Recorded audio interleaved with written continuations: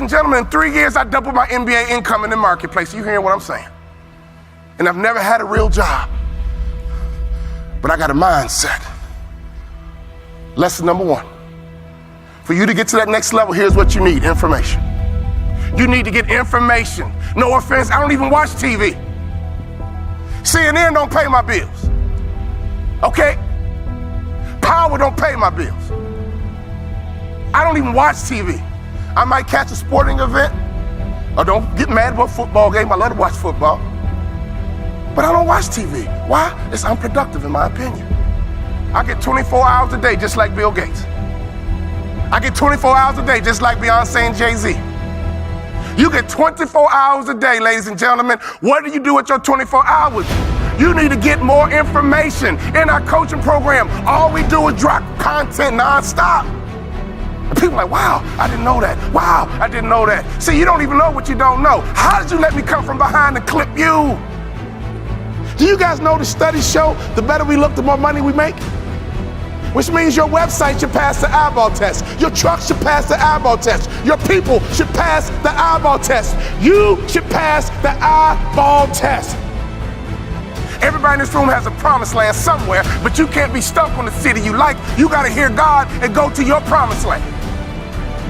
Your promised land might be Utah. Your promised land might be Minnesota. Your promised land might be Wyoming. Hear me clearly. You better use your money to get information and access, and you better be flexible, because a real shark is flexible. Can we stop fronting and get real about this thing? And if I can do it, you can do it. I knew nothing about life. I knew nothing about business, but I had the right mindset, and I learned it through sports. And y'all got to hear my story so you understand. I didn't even start on my college basketball team. I came off the bench. At the University of Minnesota, I came off the bench. But in my mind, you can bring me off the bench, but I'm an NBA ball player when you get through talking. When you get through, I'm an NBA ball player. And that's why I would walk around and say, you can't check me. You can't check me. You can't check me. If I was you, I would walk around every day and say, I'm a millionaire. I'm a millionaire. I declare it right now. I'm worth millions. I'm worth millions. I will receive my salary right now, but I won't accept it as my value. So whatever you receive right now, receive it, but don't you accept it as your value. Because there's more out here for you if you change your mindset.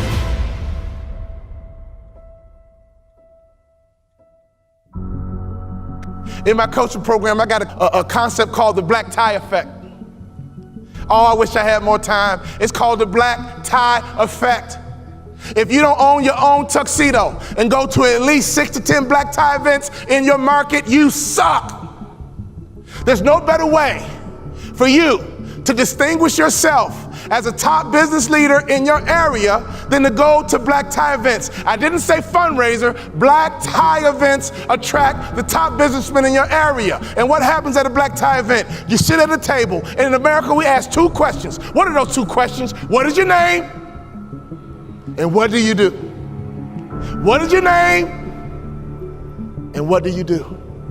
What would happen in your local marketplace? You became known as a philanthropist. What would happen in your local marketplace? You were known as being charitable. What would happen in your local marketplace if all the other business owners who are highly successful not only know your company, but they know you personally? Can I ask you a question? How many black tie events do you go to?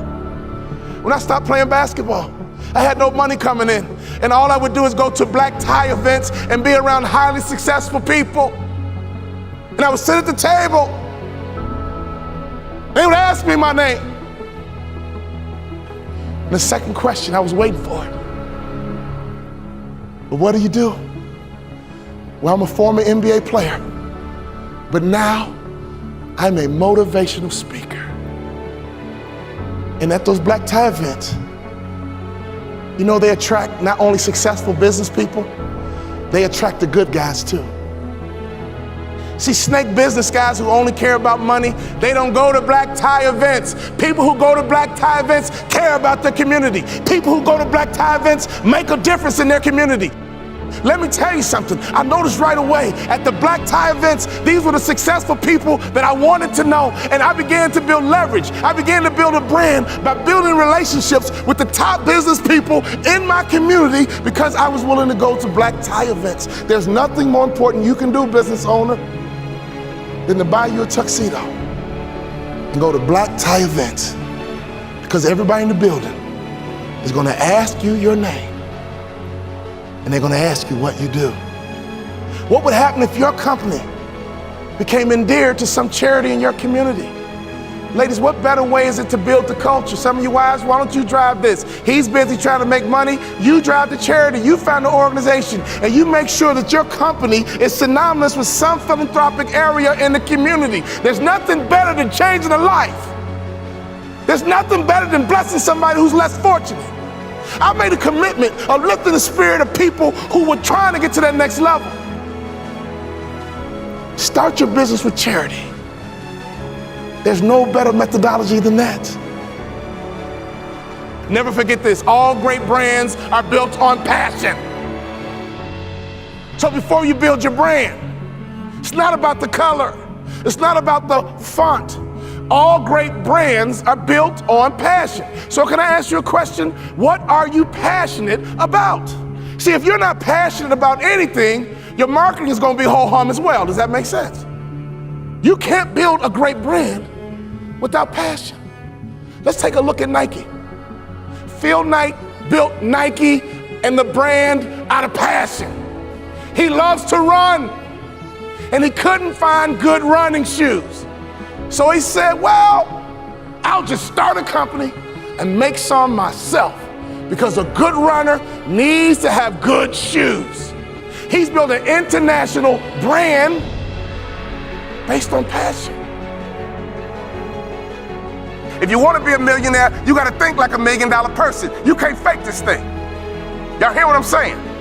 You got to be legit in this game. You can't fake it to the NBA. You got to be able to ball out. You got to be able to hoop. You got to be legit. And in business is the same way. You got to be legit. So take your money and get some information in your head, and then take some money and get access.